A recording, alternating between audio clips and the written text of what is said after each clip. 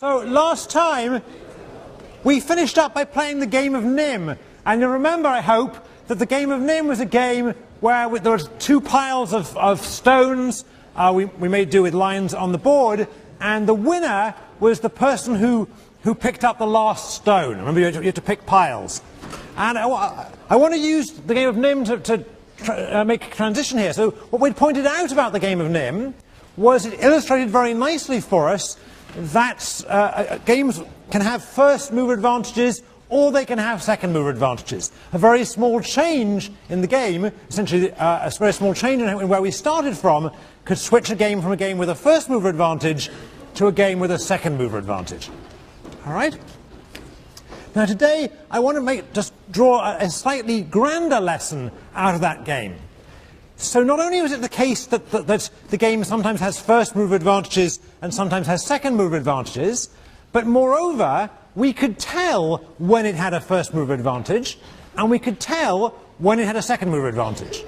Is that right? When we actually looked at the initial setup of those stones, we knew immediately that's a game in which player 1 is going to win, or alternatively we knew immediately that's a game in which player 2 is going to win.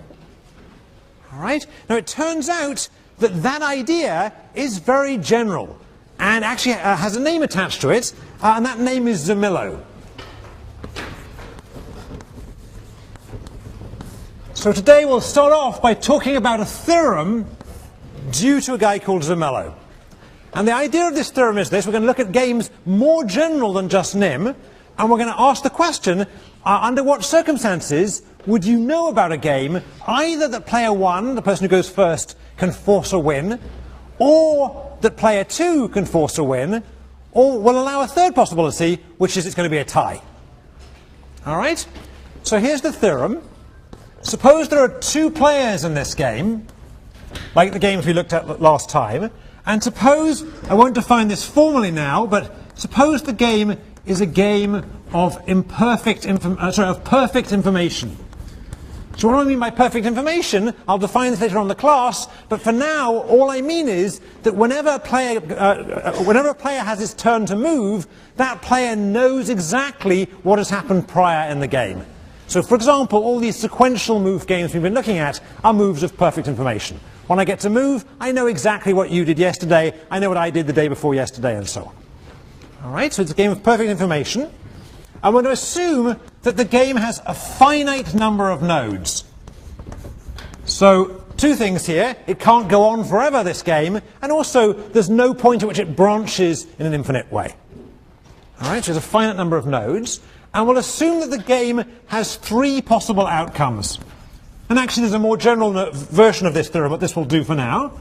The three possible outcomes are either a win for player 1, so I'll call it W sub 1, or a loss for player 1, which is obviously a win for player 2, or a tie.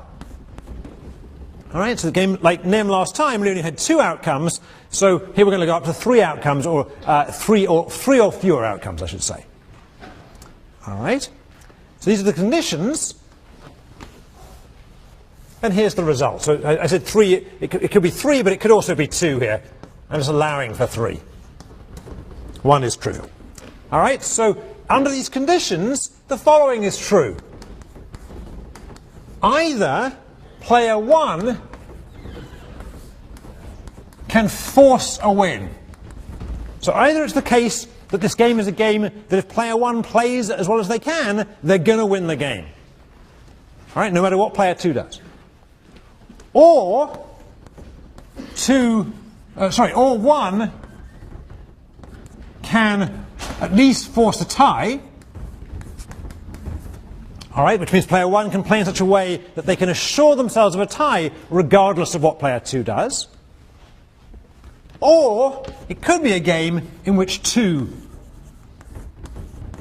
can force a loss on 1. All right, so a win for 1 is this. All right? All right? So this theorem, when you first look at it, it doesn't seem to say very much. When you're staring at this thing, you might think that we already knew that we're looking at games that only have three possible outcomes: win, loss, or tie. All right? So it doesn't seem so surprising if you look at this theorem. It says, well, you're going to end up with a win or a loss or a tie. Right? But that's not quite what the theorem says, right? The theorem says not only are you going to end up there, we knew that already, but the games divide themselves, games of this form divide themselves into those games in which player 1 has a way of winning regardless of what player 2 does. Right? Or games in which player 1 has a way of forcing a tie regardless of what player 2 does, or player 2 has a way of winning regardless of what player 1 does. Right? So these games all have a solution. Let's just go back to NIM to illustrate the point. All right? So in NIM, actually there's no tie, so we can forget the middle of these. And in NIM, under certain circumstances, it is the case that player 1 can force a win. Who remembers what the case was for when player 1 can force a win? Anybody? The people who played last time? No? Yes? Ali, there's somebody here? Yeah, shout it out. Okay, ensuring that the piles are equal for the other player. All right. So if the piles start unequal, then player 1 can actually force a win. So in NIM, if the piles are unequal at the start, then 1 can force a win. It really doesn't matter what 2 does. 2 is toast. All right? Or the alternative case is the piles are equal at the start, and if they're equal at the start, then it's player 1 who's toast. Right? Player 2 is going to be able to force a loss on 1. So 2 can force a loss on 1, i.e. a win for player 2. All right? Does everyone remember that from last time? Yeah?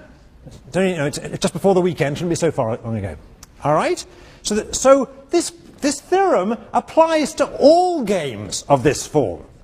So what games are of this form? Let's think of some other examples. So one example is tic-tac-toe. All right, everyone know the rules of tic-tac-toe? In England we call it noughts and crosses, but you guys call it tic-tac-toe, is that right? Right? Everyone know what tic-tac-toe is? Yeah? So in tic-tac-toe, which category is tic-tac-toe? Is it a game in which player 1 can force a win? Or is it a category in which player 1 can only force a tie? Or is it a category in which you'd rather go second and player 2 can force a win for player 2 or a loss for player 1? Which is tic-tac-toe? Let's have a show of hands here. Who thinks tic-tac-toe is a game in which player 1 can force a win? Who thinks tic-tac-toe is a game in which player 1 can only force a tie? And who thinks player 2 is going to win? Yeah, most of you are right. It's a game in which if people play correctly, then it'll turn out to be a tie. All right, so tic-tac-toe, TTT, tic-tac-toe, is a game that leads to a tie. All right? Player 1 can still make a mistake, in which case they can lose. Player 2 can make a mistake, in which case they would lose. But there is a way of playing that forces a tie. All right? So these are fairly simple games. Let's talk about more complicated games. So what about the game of checkers? Right, so the game of checkers meets these conditions. It's a 2-player game. You always know all the moves prior to your move. It's finite. All right, so there's some rules in checkers that prevent it going on forever. And there are 2 or 3 outcomes. I guess there's a third outcome if you get into a cycle and you could tie. Right, so checkers fits all these descriptions. And what this theorem tells us is that checkers has a solution. Right? I'm not sure I know what that solution is, or I think actually somebody did compute it quite recently, even in the last few months. I just forgot to Google it this morning to remind myself. But what this theorem tells us, even before those people had computed it, checkers has a solution. All right? Let's be a bit more ambitious. What about chess? So chess meets this description. Right? Chess is a 2-player game. Everybody knows all the moves before them. It's sequential. All right? It has finite number of moves. It's a very large number, but it is finite. All right? And it has 3 possible outcomes, a win, a loss, or a tie. Let's be careful. The reason it's finite is that if you cycle, I forget what it is, 3 times, then the game is declared a draw, declared a tie. All right? So what's this theorem telling us? It's telling us that there is a way to solve chess. It tells us there is a way to solve chess. Chess has a solution. Right? We don't know what that solution is. It could be that solution is that player 1, who's the player with the white pieces, can force a win. It could be that player 1 can only force a tie, and it could even be that player 2 can force a win. Right? We don't know which it is, but there is a solution. All right? There's a catch to this theorem. What's the catch? The catch is it doesn't actually tell us, this theorem is not going to tell us what that solution is. It doesn't tell us how to play, this theorem in and of itself doesn't tell us how to play chess. It just says there is a way to play chess. All right? All right? So we're going to try and prove this. We don't often do proofs in class, but the reason I want to prove this particular one is because I think the proof is instructive as part of sort of QR at Yale. All right, so here's another example here, and some other examples you could think of chess as being the most dramatic example. All right.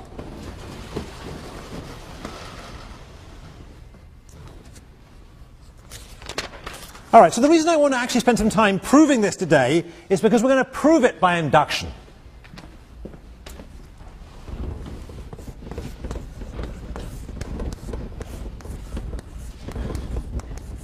We're going to prove it by induction. Right? And I'm going to sketch the proof. I'm not going to go through every possible step, but I want to give people here a feeling for what a proof by induction looks like. And the reason for that is, my guess is, well, let's find out, how many of you have seen a proof by induction before? How many have not? Right? So for those who haven't, I think it's a good thing in life, at one point in your life, to see a proof by induction. And for those who have, my guess is you saw it in some awful math class in high school, and it just went over your, it didn't take over your head, but it kind of, the excitement of it doesn't catch on. I'm hoping to make that this is a context where it might appeal. All right. So proof by induction. We're going to prove this by induction on the maximum length of the game. And we'll call that n. We'll call n the maximum length of the game. So what do I mean by this? If I write down a tree, I can always look at all the paths from the beginning of the tree all the way through to the end of the tree. I should do that your way, from the beginning of the tree all the way through to the end of the tree. And I'm going to look at the path in that particular tree that has the largest length. Right, and I'll call that the length of the game, the maximum length of the game. All right? So we're going to do induction on the maximum length of the game. All right? So how do we start a proof by induction? Let's just remind ourselves, those people who've seen them before, we're going to prove that this theorem is true, the claim in the theorem is true for the easy case when the game is only one move long. All right, that's the first step. And then we're going to try and show that if it's true for all games of length less than or equal to n, whatever n is, then it must therefore be true for games of length n plus 1. Right? That's the way you do a proof by induction. Right? So let's just see how that works in practice. All right, so start with the easy step, and we'll do it in some detail, more detail than you really need to in a math class. So if n equals 1, what do these games look like? Well, let's look at some examples here. So I claim it's pretty trivial if n is equal to 1, but let's do it anyway. All right, so the game might look like this. Player 1 is going to move. Here's player 1 moving. The game's only length 1, so player 1 is the only player who ever gets to move. So the game might look like this. I don't know, let's put in a fifth branch. Might look like this. All right? And at the end of this game, rather than putting payoffs, let me just put the outcome. So the outcome must either be a win, or a tie, or a loss. So suppose it looks like this. Suppose it's a win, or here we could have a tie, or here we could have a win again, or here we could have a loss, and here we could have a tie. All right? So in this particular game, I claim it's pretty clear this game has a solution. It's pretty clear what one should do. All right, what should one do? One should pick one of her choices that leads to a win. To be careful, I'll put 1 in here just to distinguish who it is who's actually winning and losing. All right? So in this game, I claim that this game has a pretty obvious solution. Either player 1 is going to choose this branch that leads to a win, or this branch that leads to a win, and either way, player 1 is going to win. Right? Is that obvious? It's so obvious it's kind of painful. All right? So I claim this game, we can actually replace this first node with what's going to happen, which is player 1's going to win. Is that right? That was easy. Let's look at a different example. We'll do 3. All right, so here's another possible example, and this again, player 1 is going to move here, and this time the possible outcomes are a tie, or a loss, or a loss. All right, once again, it's a one-player game. This time he has three choices, and the three choices lead to a tie or he loses. So I claim, once again, this is simple. What player one should do is what? Choose the tie, since there's no way of winning.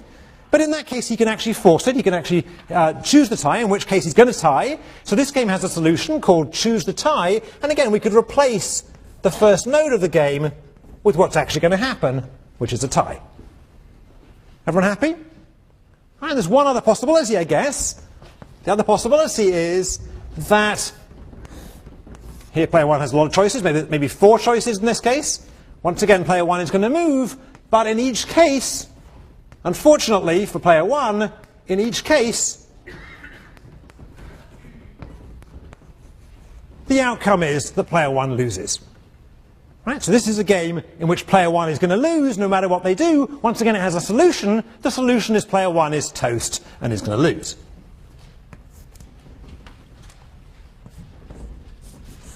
All right? So I claim this has really captured all the possibilities of games of length 1. All right? I mean, you could imagine that there could be more branches on them, but basically there are these three possibilities. Either it's the case that one of those branches leads to a win, in which case the solution is player one wins. Or it's the case that none of the branches have wins in them, but one of them has a tie, in which case player one is going to tie. Or it's the case that all the branches have loss in them, in which case player one is going to lose. All right, so I claim I'm done for games of length 1. Everyone okay? So that step is deceptively easy, but there it is. All right, now we do the inductive step, the big step. All right, what we're going to do is we're going to assume that the statement of the theorem, which I've now hidden, unfortunately, let me unhide it, if I can. It's not going to be easy. All right. Is it now visible? Good. So now let's assume that the statement of this theorem is true for all games length less than or equal to n. All right. Suppose that's the case. Suppose the claim is true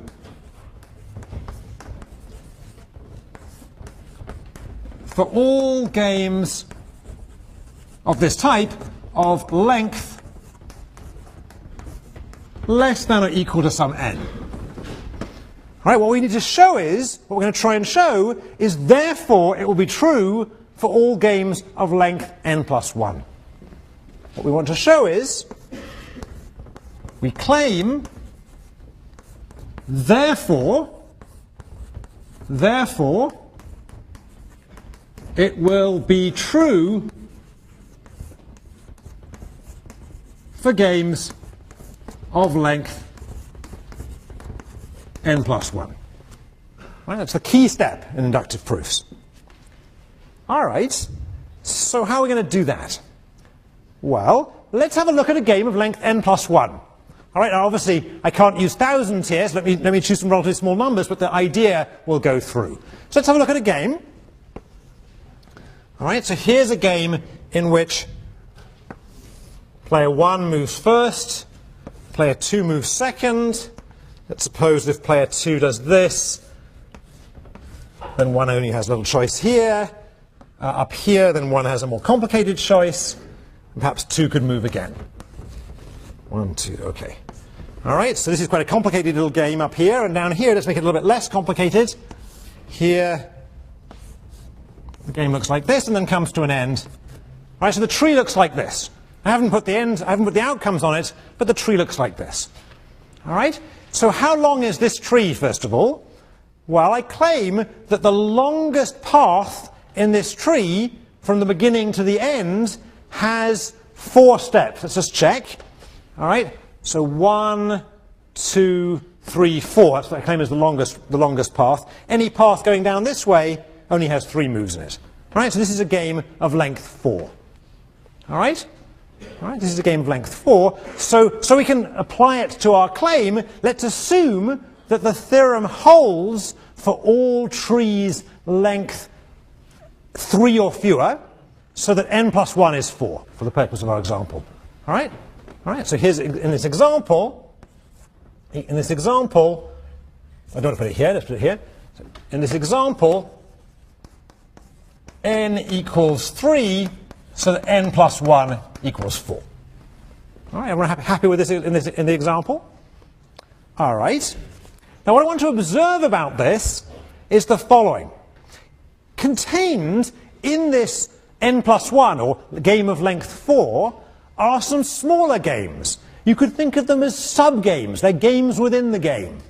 Is that right? So let's have a look.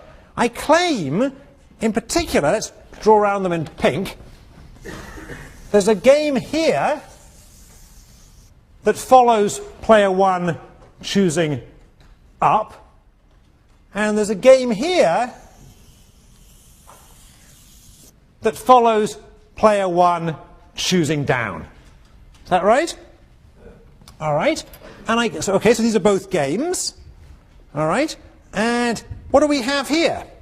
So this little game in here, the game in the top circle, the game that follows player 1 moving up, that's a game, and it has a length. All right. So this little thing is a game.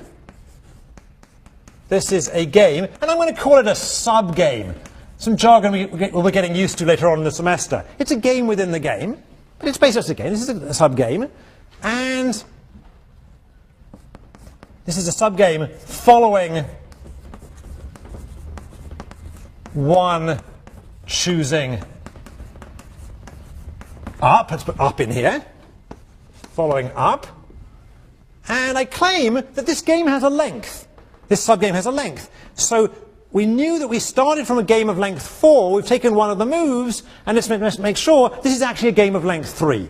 Right? So if the game started here, this would be a game of length 3, because you could go 1, 2, 3 moves. Is that right? So this is a game of length 3. Right? So this is a sub-game following 1 choosing up, and the sub-game, has length 3. All right? And down here, this is also a sub-game. It's a game that follows player 1 choosing down, following 1 choosing down, and this little sub-game has length. Now here we have to be a little bit careful. You might think that since we started from a game of length 4, after the first move, we must be in a move of length 3. But actually that's not true, and if we look carefully, we'll notice that this game down here, the game starting here, actually isn't of length 3, it's of length 2. Is that right? So even though we started from a game of length 4, by going this way, we put ourselves into a game of length 2. Is that right? Right, so 1, 2, or 1, 2, whatever. All right? But it has length 2. Okay. All right. So in this example, n is 3, and n plus 1 is 4, and our assumption, our induction assumption, is what? We've assumed that the claim of the theorem holds for all games less than or equal to n, which in this case means less than or equal to 3. All right? So what does that tell us? That tells us by our assumption, this game, which I've put a pink circle around on the top, this is a game of length 3, this game has a solution. Right? It must have a solution because it's of length 3 or less. All right? So by the induction hypothesis, as it's called, by the induction hypothesis, this is a technical term, but what's the induction hypothesis? It's this thing. By the assumption that we made, this game has a solution. This game has a solution. Right? It's a game of length 3. 3 is less than or equal to n in this case, so this game must have a solution. Now, I don't immediately know by staring at it what it is, but let's suppose it was W. Say it was W. All right? And the game down below, this is also a game, and it's a game of length 2, but 2 is less than 3 as well. 2 is less than or equal to 3. So this game also has a solution. This game also, by the same assumption,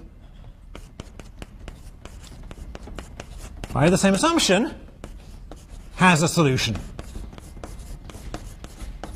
So its solution is, say, I don't know, maybe it's L. All right? So what does that mean to say that these games have solutions? In this case, we're going to assume W is this one and L is this one. Now, what does it mean? It means that we could, just as we did with the games up there, we could put the solution at the beginning of the game. We know that if we get into this game, we're going to get the solution of this game. And we know if we get into this game, we're going to get the solution of this game.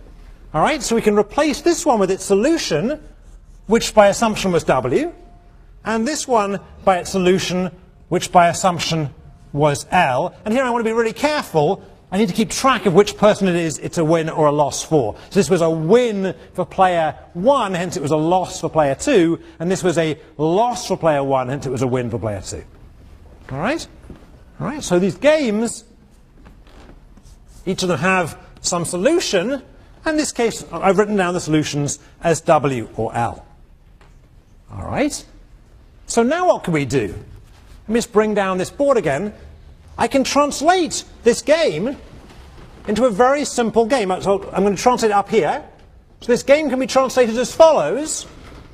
Player 1 moves. If he goes up, then he hits a W.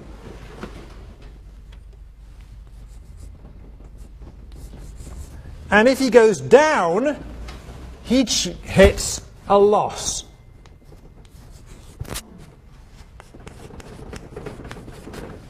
All right? So in this particular example, player 1 is effectively choosing between going up and finding himself in a game which has a solution, and the solution is he wins it, or going down and finding himself in a game which has a solution, and the solution is he's toast. All right? But that's what? That's a one-move game. That's a one-move game. So we know this is a solution. In particular, he's going to choose up. Right? This one has a solution. All right? This has a solution. It is a game of length 1.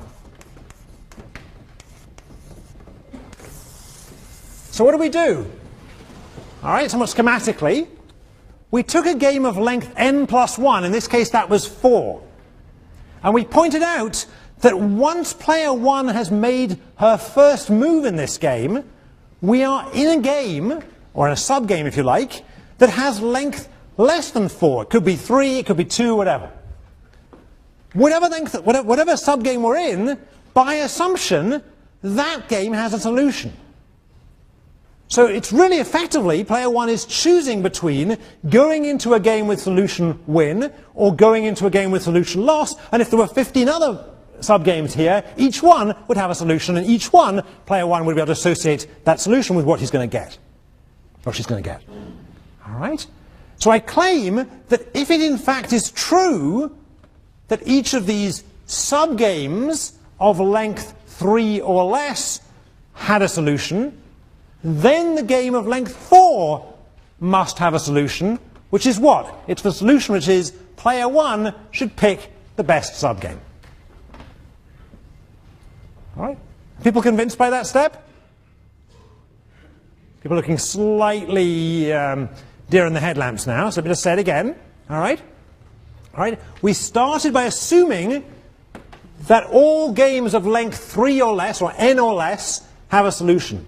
We pointed out that any game that has length n plus 1 can be thought of as an initial move by player 1 followed by a game of length n or less. N or fewer, I should say. All right? Each of those games of n or fewer steps has a solution, so player 1 is just going to choose the game that has the best solution for her, and we're done. Right? In this particular example, player 1 is going to choose up. and therefore the solution to this parent game is player 1 wins. All right? Now the hard step, I think, in proofs by induction is realizing that you're done. So I claim we're now done. Why are we done? Well, we know, that was pretty easy, that all games of length 1 have a solution. That was pretty trivial. And we've shown that if any game of length n or fewer has a solution, then games of n plus 1 have a solution. So now let's see how we can proceed. We know that games of length 1 have a solution, so let's consider games of length 2. Right, games of length 2 do games of length 2 have a solution? Well, let's set n equal to 1. We know that if games of length 1 have a solution, then any game of length 2 can be thought of as an initial step followed by a game of length 1. But that has a solution. So therefore games of length 2 have a solution. But now let's think of games of length 3. All right, we've shown that games of length 1 have a solution and games of length 2 have a solution. Right? Any game of length 3 can be thought of as a game in which there's an initial step followed by either a game of length 1 or a game of length 2, each of which have a solution.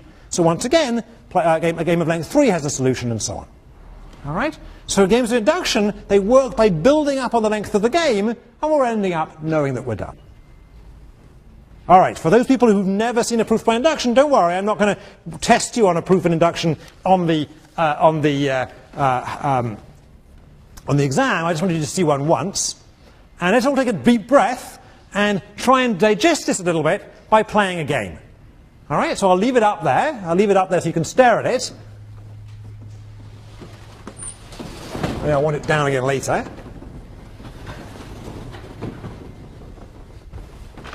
All right, and let's try and actually play a game and see if we can actually throw any light on this. All right, so I'm going to pick out volunteers like I did last time, but first of all, let me tell you what the game is.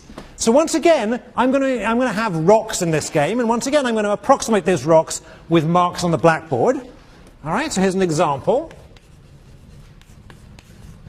And the example is this.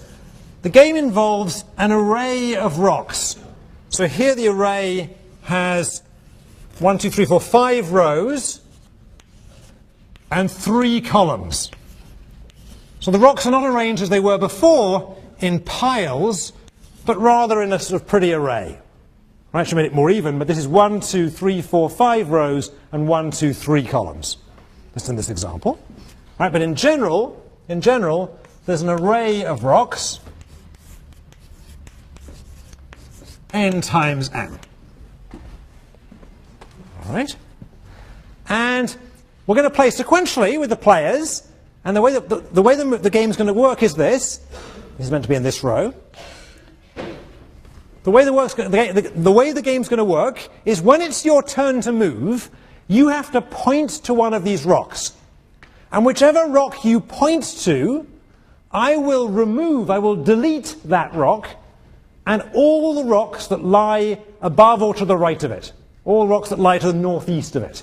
So for example, if you pointed to this rock, right, then I will remove this rock and also this one, and this one. All right? And if the next person comes along and chooses this one, then I will remove this one and also that one. Okay, everyone understand? All right, and the game is lost. Let's be clear, this is important. The game is lost by the person who ends up taking the last rock. The loser is the person who ends up removing the last rock. All right? Do I have some volunteers? Can I volunteer people on? How about the guy with the white t-shirt with the yellow on there? All right, okay, can you come on up front? All right, and who else can I volunteer? Everyone's looking away from me, desperately looking away from me. Okay, how about the guy with the Yale sweatshirt on? The Yale football sweatshirt on, okay? All right, so come on up. Your name is, let me get a mic up here. Thank you. Great, your name is? Noah. Noah, and your name is? Quran.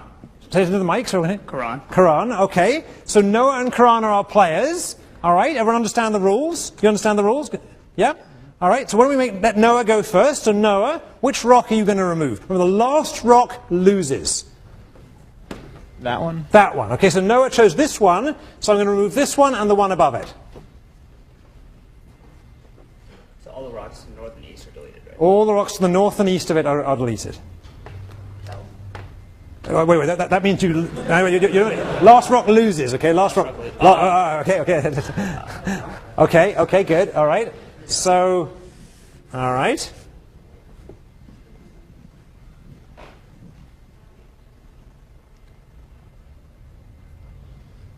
That one. That one, okay. So now we have an L shape.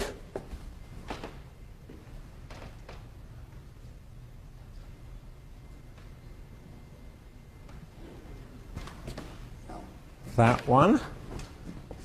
All right. That one. That one. Okay.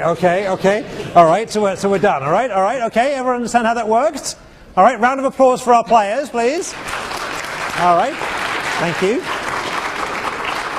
Let me get 2 more volunteers. Now everyone's seen it. These guys had the hard job. They had to figure it out cold. 2 more volunteers. Oh, I don't have to volunteer. This is Yale. Oh, yeah, there's somebody volunteering. You're volunteering? Great. Have 1 volunteer. You can pick an opponent if you like.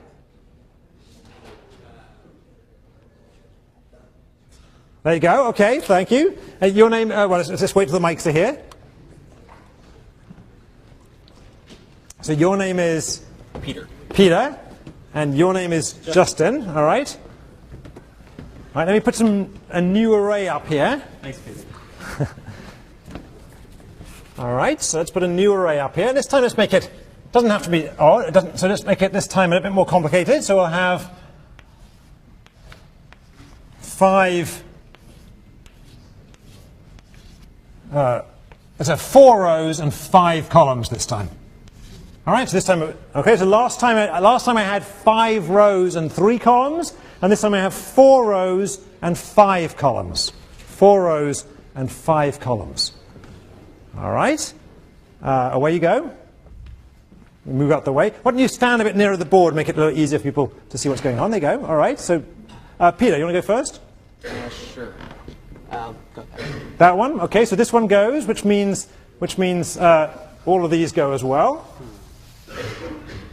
All right. Anyone got any advice from the floor? Anyone shout things out? Not too loud, I hope. I'll try going here. And there. Okay, well, we're back to our L shape again.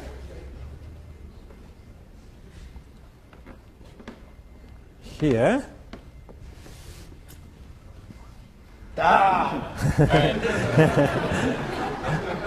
All right, now people can see what's going on. All right. I'll go here and speed it up. All right, good. All right, thank you. All right, so a round of applause again. All right, thank you, guys. So here's what I claim about this game. First, this is the formal claim, this is a lot harder than the game we played last time, right? Everyone convinced by that, all right? So here's going to be an exercise. I'll set it as a challenge. I may even put it formally on the problem set this week. But that's me to say, if I do put this on the problem set this week, I don't expect you all to solve it, all right? If I do put it on the problem set, it's an optional problem. All right, but here's the challenge. The challenge is,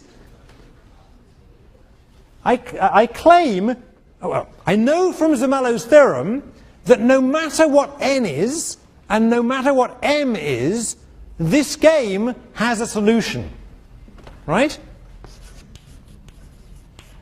So Zermelo's theorem tells us this game has a solution. Now notice, it could have a different solution depending on the n and the m, depending on how many rows and how many columns. Is that right? So depending on n and m, each such game has a solution. Is that right? Is that right? Right. So which could depend on n and on m, on the number of rows and columns. So just as in NIM, it depended on how those piles started out. All right? So what's going to be the homework assignment? find the solution. Find the solution. Homework. What is the solution? All right? So I claim, let me give you a hint, I claim it is useful to remember that there is a solution. All right? It turns out to be useful to remember that. That wasn't much of a hint, you knew that already, but then I just emphasize that. Okay. Okay, so I want to do a bit of a transition now away from these games like chess and like checkers and like this game with the rocks or NIM. And I want to be a little bit formal for a while. All right, so one thing we haven't done for a while, actually really since the midterm, is write down some formal definitions. So I'm going to do that now. I want at least one of these boards back.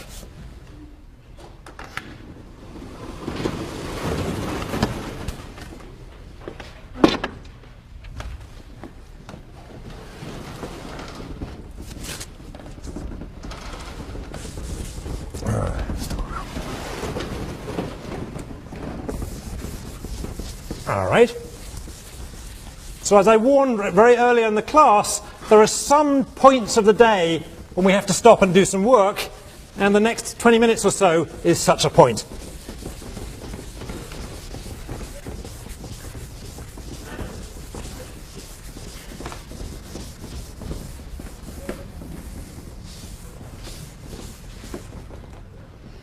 All right. So, okay, what is this? This is formal stuff. And the first thing I want to do is I want to give you a formal definition of something I've already mentioned today, and that's that idea of perfect information. So what we've been looking at really since the midterm are games of perfect information. So a game of perfect information, game of perfect information is one in which at every node, or at each node in the game, the player whose turn it is to move at that node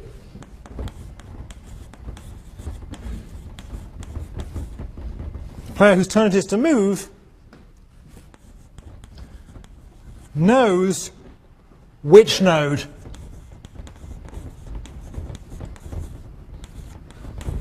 she is at. All right, so it's a very simple idea. Like every game we've seen since the midterm has this property. When you're playing this game, you know where you are. You know where you are. So you know which node you're at, you know what your choices are, and what that means implicitly is she must know how she got there.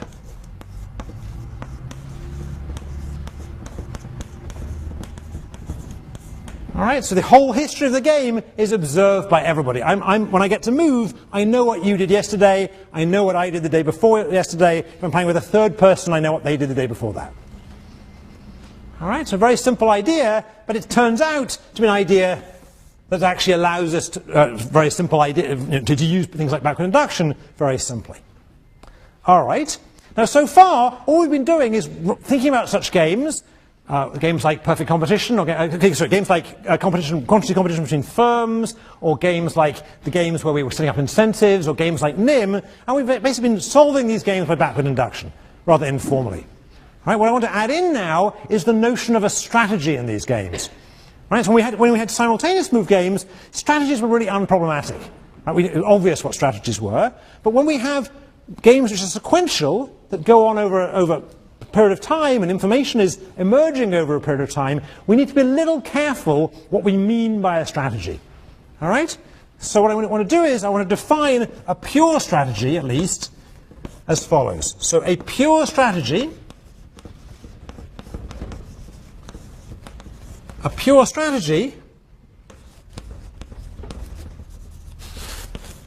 for player I in a game of perfect information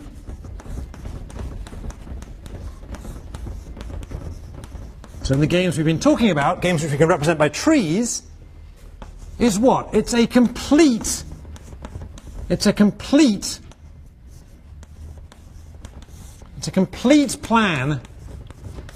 complete plan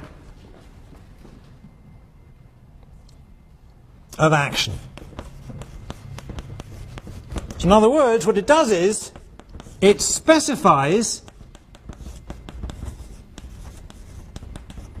which action I should take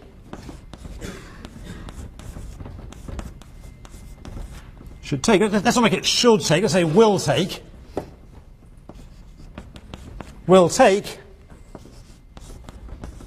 at each of I's nodes, each of I's decision nodes. So when you first read this definition, it seems completely uninteresting and unproblematic. A pure strategy for player I just tells you in this game, whenever you might be called upon to move, it tells you how you're going to move. Right? So you're going to move 3 times in the game, it tells you how you're going to move the first time, it tells you how you're going to move the second time, and it tells you how you're going to move the third time. Alright? Alright, so far none of this seems difficult, but actually it's a bit more difficult than it looks. So let's have a look.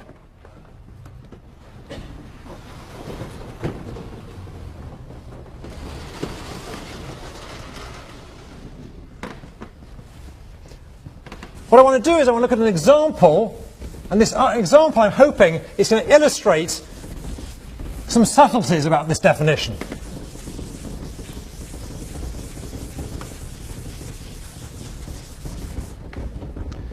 So here's an example.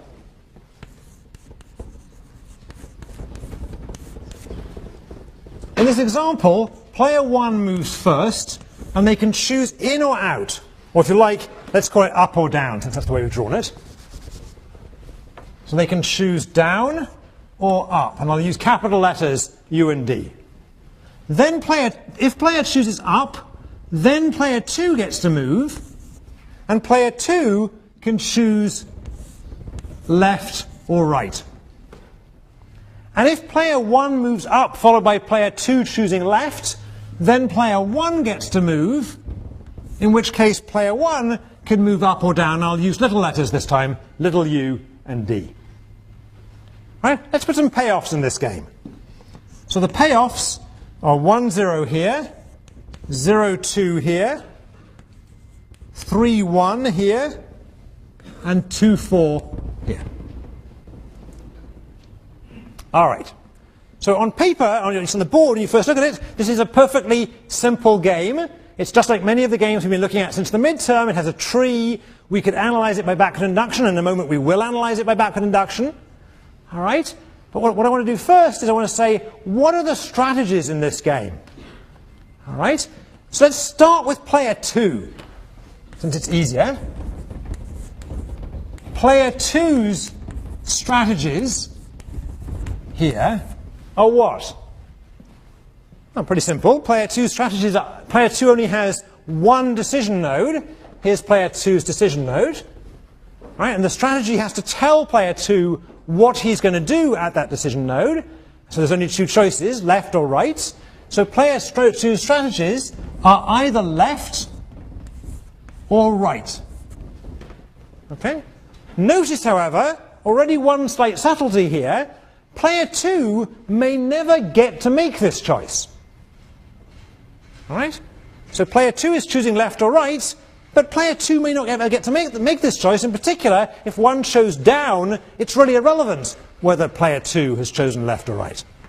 Right? Nevertheless, a strategy has to specify what player 2 would do were he called upon to make that move. All right? Now let's look at player 1's strategies.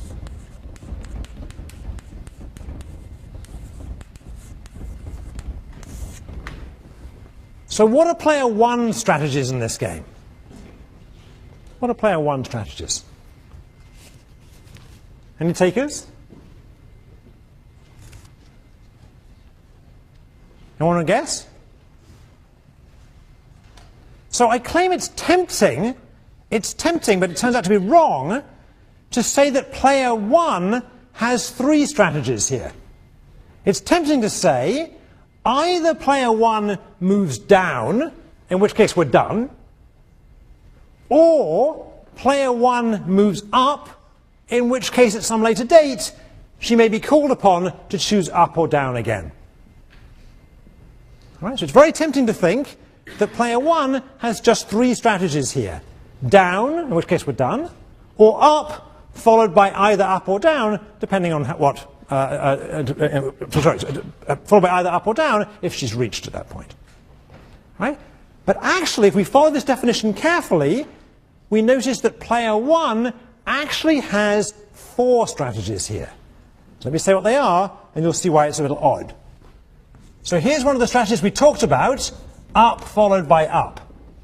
And here's another one we talked about, up followed by down. But I claim there are 2 others. Down followed by up, and down followed by down. Right? So what's a little weird about this? What's weird is we know perfectly well that if player 1 chooses down, she's not going to get to make the choice, the second choice, up or down. But nevertheless, the strategy has to tell us what she would do at every node, regardless of whether that node actually is reached by that strategy. Let me say it again. The strategy has to tell you what player 1 would do at that node, regardless of whether that node is actually reached by playing that strategy. Right? It's a little weird, right? There's a bit of redundancy here. It's a bit redundant. All right. Now, why? Well, we'll see why in a second. Let's first of all consider how this game will be played according to backward induction. All right, so how do we play this game according to backward induction? Where do we start? Shouldn't be a trick question, right? Where do we start the game according to backward induction? At the end, okay. So the end here is player 1.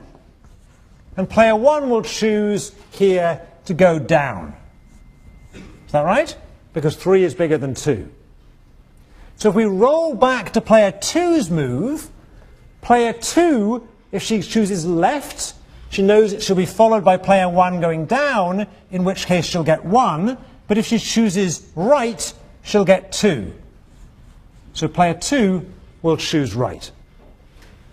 All right, so player 1 here, if she chooses up, then player 2 will choose right, and player 1 will get 0. And if she chooses down, she'll get 1. So player 1 will choose down. All right, so backward induction suggests that player 1 will choose down, and followed by player 2. If player 2 did get to move, she'd choose right, followed by player 1. If she did get to move again, choosing down again.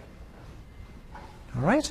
Notice that backward induction had to tell us what player 2 would have done had she got to move. And backward induction had to consider what player 2 would think that player 1 would have done were player 1 to get to move again. So to do backward induction, player 1 has to ask herself what player 2 is going to do, and player 2 has to therefore ask herself what player 1 would have done, which means player 1 has to ask herself what player 2 thinks player 1 would have done, which means we actually needed to say what player 1 did over here. Let me say it again. So backward induction here tells us that player 1 chooses down, in which case the game is over. But to do backward induction, to think through backward induction, we really needed to consider not just what player 2 is going to do, were he to get to move, but also what player 2 would think player 1 would do, were player 2 to get to move and were to choose left.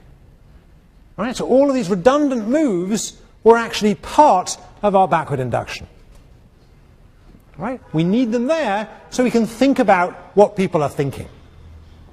All right, so backward induction tells us that the outcome of the game is down.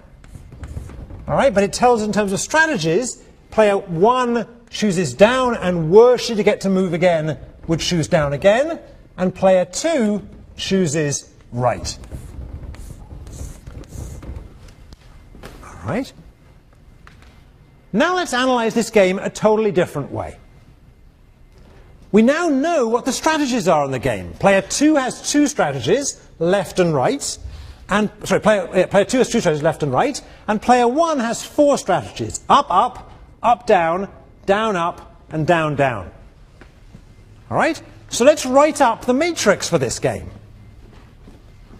All right, so here it is. It must be a 4 by 2 matrix. Player 2 is choosing between left and right, and player 1 is choosing between her 4 strategies, up, up, up, down, up, and down, down. And we can put all the payoffs in. So up, up, left gets us to here, which is 2, 4. Up, up, up, right gets us here, which is 0, 2. Up, down, left gets us here, which is 3, 1. Up, down, right gets us here again, which is 0, 2.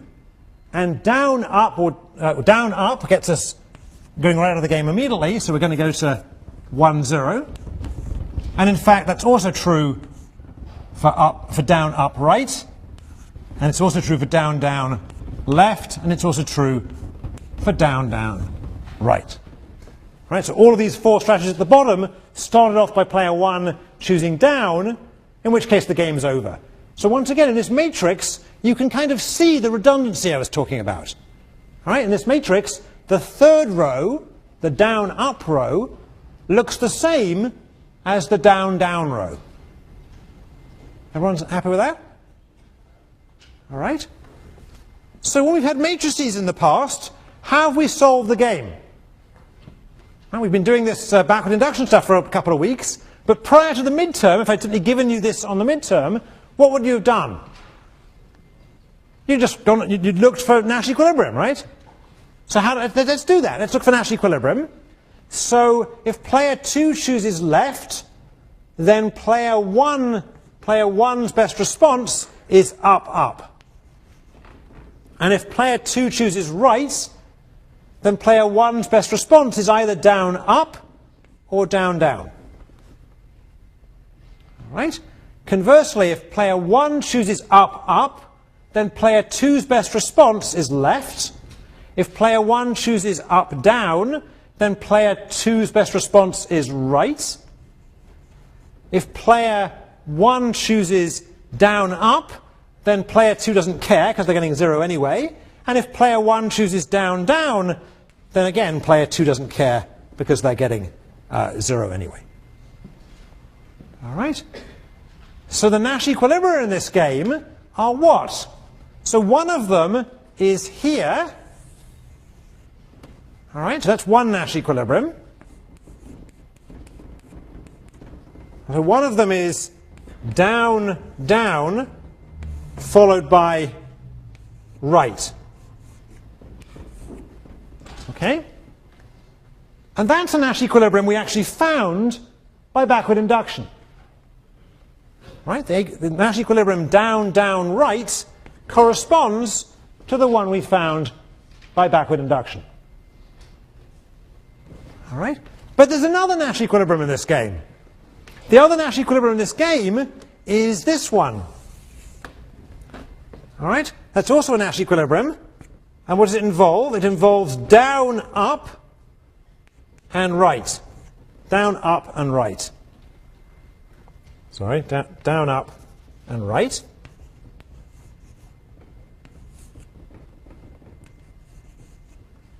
Down, up, and right. All right? So what happened in that equilibrium? Player 1 went down, which made everything else kind of irrelevant.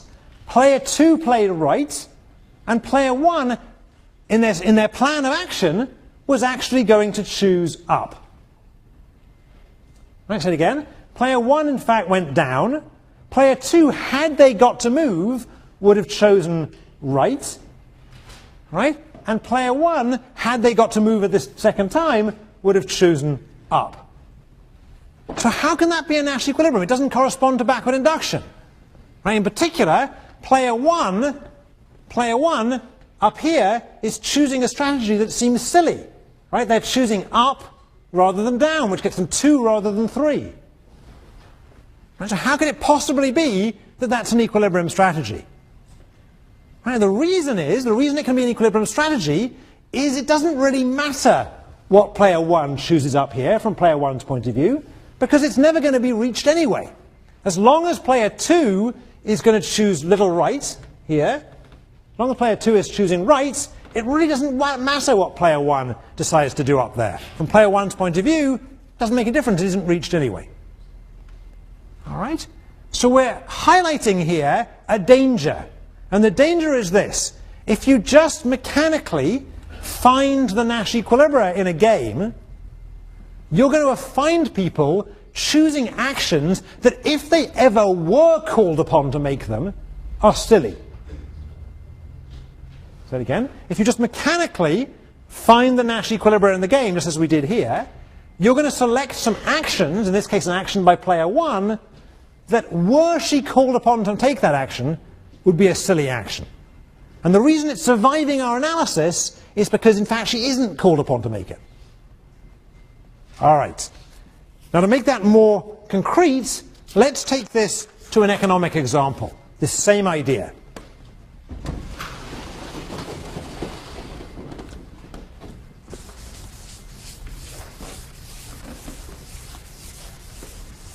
All right.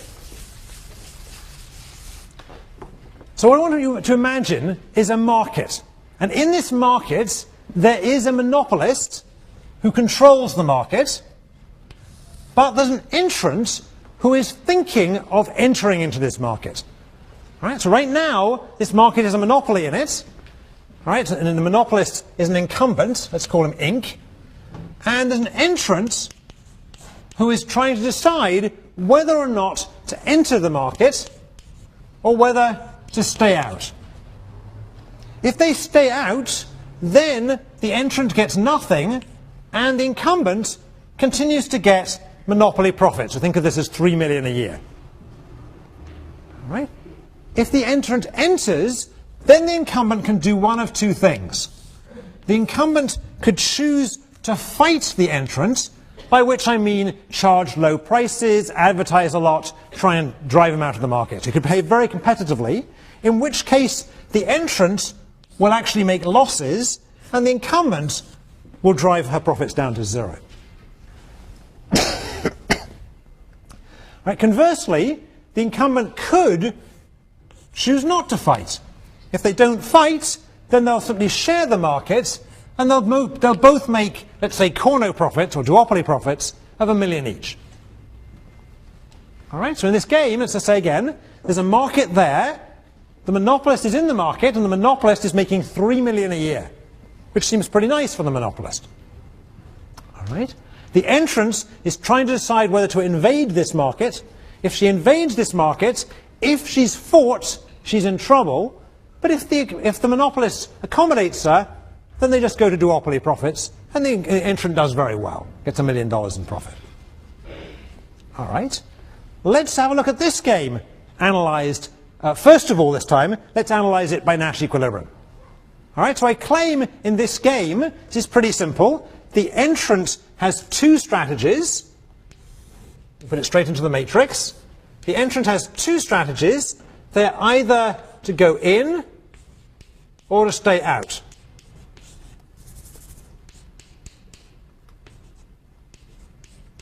And the incumbent has two strategies.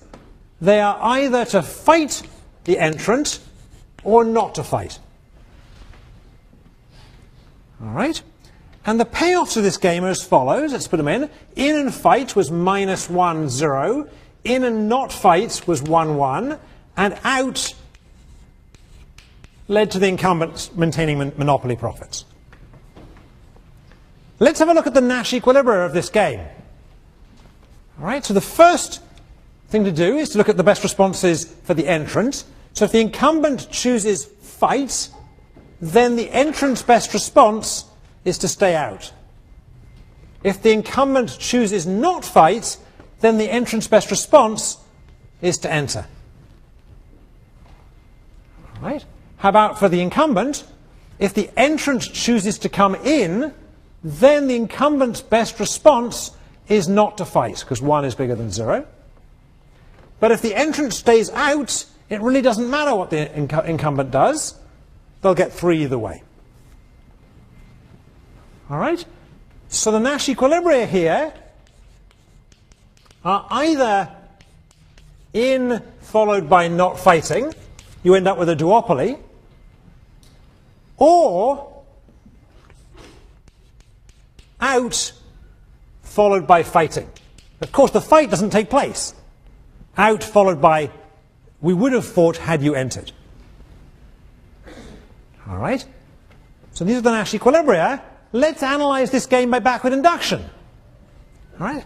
From the incumbent's point of view, if the incumbent gets to move, then is she going to choose fight or not fight? She's going to choose not fight. So the entrant should do what? Somebody? The entrant should enter, because if she enters, she gets 1. If she stays out, she gets 0. So backward induction just gives us this equilibrium. All right? Now the question is, what do we think's going on at this other equilibrium? Let's talk it through. All right, so here you are, you're about to enter the market. You leave Yale, you set up your business, and your business is challenging some monopolist or quasi-monopolist, like Microsoft, say, and you go out there and you're about to put out your new operating system. And you know that your new operating system will make plenty of money, provided Microsoft doesn't retaliate and drop its prices by half and advertise you out of the market. All right? So what does Bill Gates do? Bill Gates, the head of Microsoft. He says, wait a second, before you graduate from Yale and go and set up this company, let me just tell you, I'm going to fight. If you enter, I'm going to fight. All right? And if you believe him, if you believe that he's going to fight, what should you do? You're not going to bother to enter his market. Or if you believe that you're going to get fought by Bill Gates, then you believe that if you enter, you're going to make losses, so you choose to stay out. And this threat that Bill Gates makes here, it doesn't cost him anything. Provided you go out, he doesn't actually have to fight at all. Right? That's why it is, in fact, an equilibrium to imagine you staying out, believing that you're going to get fought if you enter. And it is a best response for the guy to fight, knowing that you're going to stay out. But this doesn't sound right. Why doesn't this sound right? It doesn't sound right because you really shouldn't believe the guy who says he's going to fight you, when you know that if you did enter, fighting would cost the incumbent money. If you did enter, if he fights you, he gets 0. If he doesn't fight, he gets $1 million. All right? So this threat that the guy is going to fight you, this threat is not credible. Right? This is an equilibrium, but it relies on believing an incredible threat.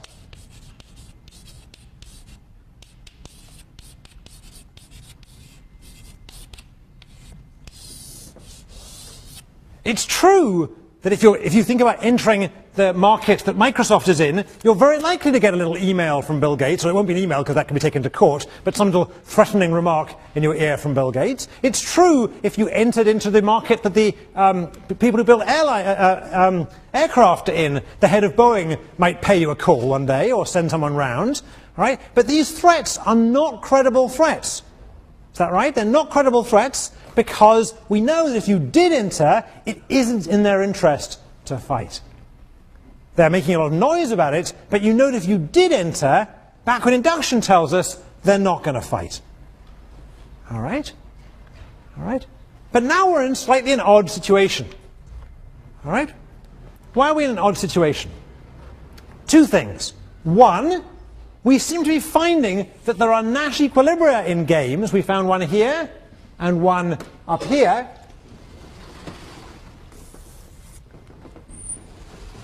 There are Nash equilibria that are not supported by backward induction. That's the first reason we're a little worried here. And the second reason we're worried is even the economics of this doesn't quite smell right. Right? For example, if you in fact did if you did in fact announce you were going to build a new operating system and got a threatening call from Bill Gates, there might be a reason why you might actually believe that call. Why might you believe that call? Why might you believe that call? Can we get a mic out? Let me try and I'll do it. So why might you believe a call from Bill Gates saying he's going to beat you up? Not beat you up, but he's going to charge low prices if you produce an operating system. If you look at the future revenue streams, like for the next 10 years, and he consistently gets $1 million for the next 10 years, he would be better off if he just drove you out of the market for the first year and then get $3 million for the next 9 years. All right, okay, that wasn't quite what I was thinking of. Okay, it's true if we cheat a bit and make one of the, okay, so what you're saying is I could get 3 forever versus 1 forever. Assume these are both present discounted values of future cash earnings, all right? So we've done the future cash flow analysis of this, right? So this isn't an accounting mistake, all right? Not for accounting reasons. There's some other reason why when Gates threatens you, you might want to believe it. Let me try up here first. He can afford to make an example of you so no other people will invade? Right. So one thing that's in Bill Gates' mind is right now he's thinking about competing with you. Right? But down the road, there's a lot more of you guys coming.